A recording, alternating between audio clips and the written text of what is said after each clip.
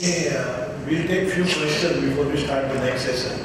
So if anybody has any question or any suggestion to the panel. Yeah, please. Yes. Please give your name and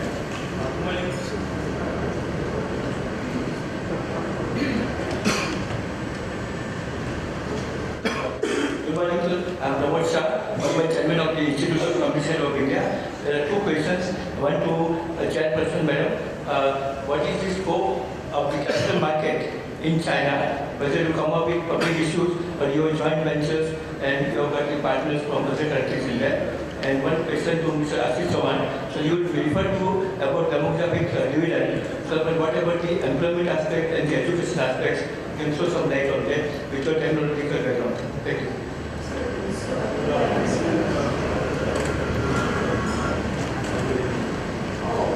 Well, I can answer that really fast.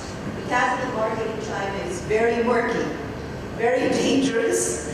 We don't really know where the money comes from. I was advising the U.S. Congress on a really important case recently, the one on the Shumway takeover of Smithfield Hands. As a matter of fact, they're playing it on PBS tonight. I don't know what they're going to say about it because they clip it in the U.S. media. But we didn't know where the money came from. We are still trying to trace how that money was raised and funneled. So, I mean, I'd say very murky. yeah, please. I think there is a second question on job aspects of India's demography. Just to give you a perspective, India needs to create 15 million new jobs every year for next 20 years. It is very similar to the US's total unemployment. Last week, US's total unemployment was around 13 million. So effectively, we need to create newer jobs every year for next 20 years, which are equivalent to US's total unemployment. And it's almost similar to Australia as a continent, 15 million people. And it's a huge issue, but it's not that it is a new issue. Last 20 years, we have created 10 million new jobs every year. So effectively, that's why I mentioned how do we create those new jobs? By creating SMEs, by having the new technologies, the BPOs and the KPOs which have come up. There is a reasonable amount of traction there. But we also need to do manufacturing. That's why the Prime Minister has mentioned about Make in India in his inaugural speech at the Independence Day. And so, effectively, India is well aware of the issue of demographics. The good thing about demographics is that many people ask me, how do you give them jobs? And I said, the Europe is old, and US is old, and now China has got old. And somebody needs to take care of them, right? So we are training our nurses and doctors, and we are going to send them there, right? So once you have people, you will find jobs. But effectively, how do you train them, get them higher up the job ladder, the skill ladder, so that they actually make more and more money? In fact, India gets around $75 billion of remittances from the people of Indian origins working abroad. So there are huge other issues, but for me, the trade policies need to worry about each country state policy, especially the developed country state policy need to worry about how do we create the balance between their old demographics and our young demographics. This is Salim Akhtar Khan. So Salim Akhtar Khan from Bangladesh. My question is to Professor Halil again. You mentioned about the huge imbalances being created by the state capitalism in terms of subsidies. Yes. And those subsidies are quite huge and substantial. And my question is that, have you ever studied that where are these subsidies, the finance coming from? And number two, if it is indeed state capitalism, then they must have succeeded very well. Because we have also tried in Bangladesh, we have tried state capitalism. In India also we have been trying state capitalism, but we failed. In Bangladesh, all the jute industry, the textile industries, they were all owned by the government, and the government was actually subsidizing all of this and was managing all of this, but failed ultimately to deliver the goods. And what happened that we have to, today we have almost divested all those state enterprises, we given them back to the private sector. sector, but after to the point of non-recovery, I mean, they will be able to recover it. But when you were mentioning about China, we find that as the state capitalist mechanism has succeeded very well. So, I think would you also give us a kind of thank you. Many questions. Let me just start with one. We talked about whether the state capitalist regime has succeeded in China or not. And there are many measures of success. I think in some ways India has been more successful than China. China is an export-dependent economy. So when the United States stopped buying, I mean, it doesn't even have to reduce the growth in consumption of Chinese products. It doesn't stop buying it. And the United States really today cannot stop buying Chinese products. But if it just reduces the growth in consumption, China gets affected. Because the growth in manufacturing there has outpaced the consumption. It's predicated, it's a guesstimate, but it's predicated on the growth in U.S. consumption. Primarily U.S. consumption, but also EU consumption. And India has a large domestic market. India is not dependent on exports like China is. There are many measures of success, but in that way China has not succeeded. You ask where's the money coming from? That's something I would like to know. I don't know, it seems to me like a pyramid game. You know, the pyramid games that you play where you need more money in order to fuel growth. And we do know that a lot of it again is dependent on the US market. And we wouldn't really have minded that at all, but it's the rate of change that is hurting it. The US industry has not had an opportunity to really react strategically because the industry is demolished in a period of 5 years or less. And so there hasn't been a chance to recuperate. Last question. Sorry? Last question, please. Kiran, please.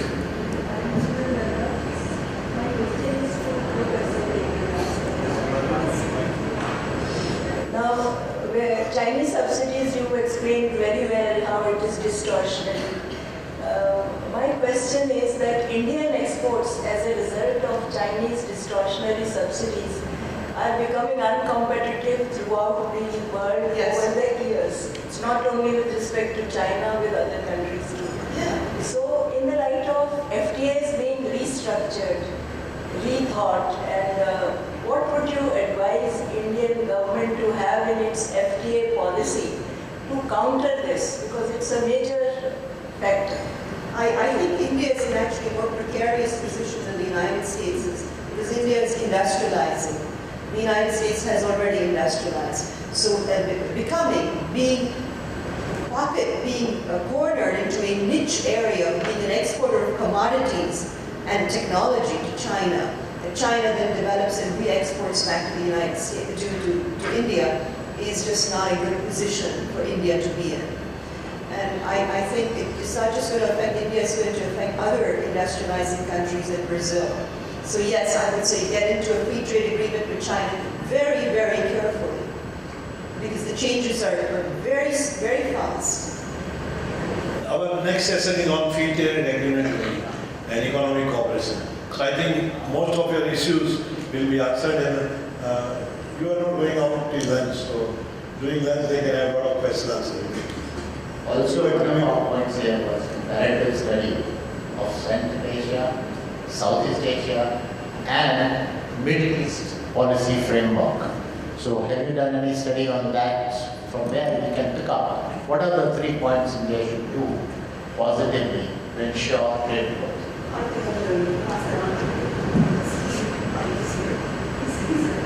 All right, I think if you look at the coverage of the countries that I mentioned, Central Asia and Middle East and Southeast Asia, I think probably the ASEAN region is performing extremely well in terms of competing with India and in terms of the FTA as well as the effective destination for investment.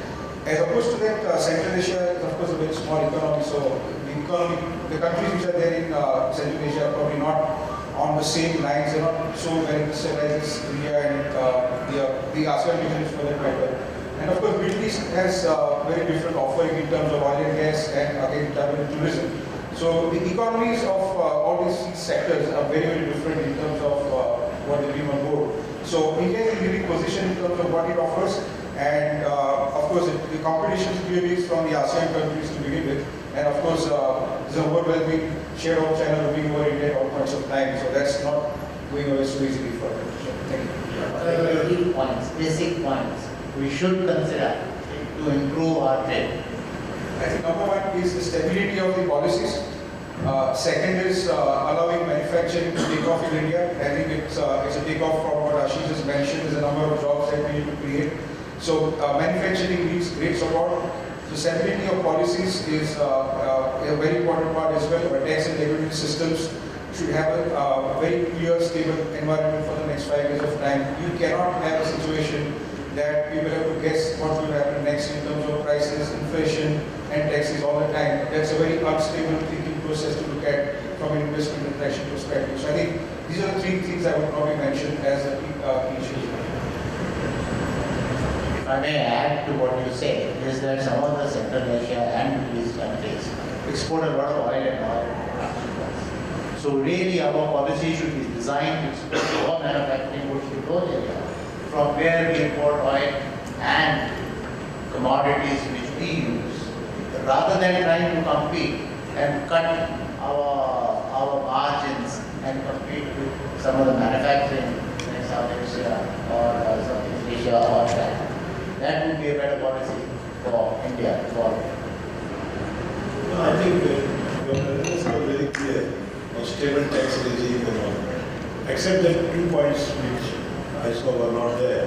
One is the Prime Minister set up a committee to go with absolute laws, which is something very well done. And one, for our nuclear power, the latest treaty signed with the Australia. These 2 things will go a long way. 100 days and 100 months at least. So we are probably another session only on what changes in Yeah. No, but yesterday I made, in my welcome speech, I mentioned 2 points. That earlier we were talking about policy paralysis, today we are talking about development. That's the only change at the moment on the paper. Let's see how we take on. Thank you very much. I think Mr. Mitra, please come. The next session on free trade agreement and economic cooperation. I thank all the panelists of this session for the very interactive and enlightening session on proactive investment policies vis-a-vis regulatory changes. We also discussed perspectives by financial institutions and comparative analysis of Central Asia, Southeast Asia, Asia Pacific and Middle East on foreign trade policy framework towards the end. We should quickly begin the next panel discussion. As you can see in the schedule, there is no break. You can definitely carry your tea, coffee mugs inside to the tables, yes. We begin the next session on significance of FTAs and regional economic cooperation, to be chaired by Dr. Surajit Mitra, Director, Indian Institute of Foreign Trade. Yes, I mentioned.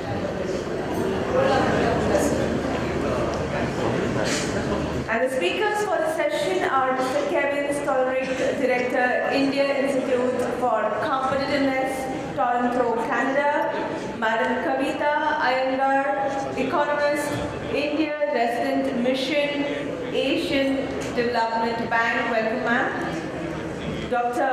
Emily Murali Darshan, Managing Director, EMD Export Import Solution Private Limited, India, and Mr. Janesh Nair, Regional Director, Gyeonggi Business Center, Representative Office of the Gyeonggi Province Government of Korea. Welcome all.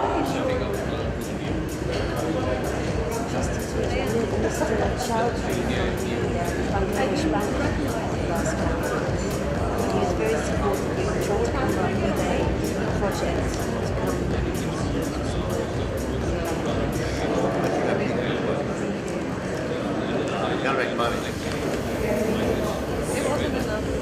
Ladies and gentlemen, this session will discuss these points such as the efficacy of FTAs and regional agreements on flow trade, investments and regional integration in Asia and implications of FTAs on Asian businesses as well as FTAs and the role of WTO. Let us begin by welcoming our guests with mementos. I request Dr. Surajit Mitra as the chairperson of this session to present mementos to the speakers. Mr. Kevin Stolrick, Director, Indian Institute for Competitiveness, Toronto, Canada.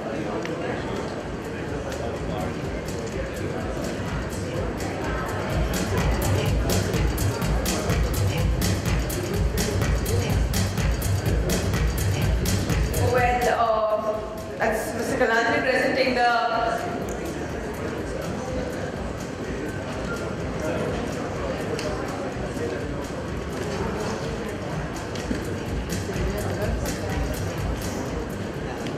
Could I request Madam Rupa Naik to kindly step up and present a memento to the next speaker, Madam Kavita Iyengar, Economist, India, Resident Mission, Asian Development Bank.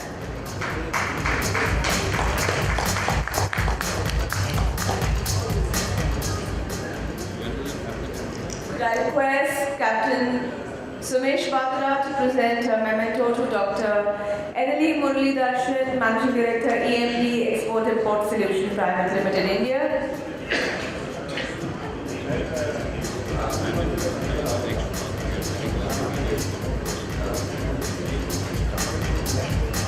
Could I request Khyati Naravne, Assistant Director, Trade Promotion, WDC Mumbai, to present a memento to Mr. Janesh Nair, Regional Director, Gyeonggi Business Center, Representative Office of the Gyeonggi Province, Government of Korea.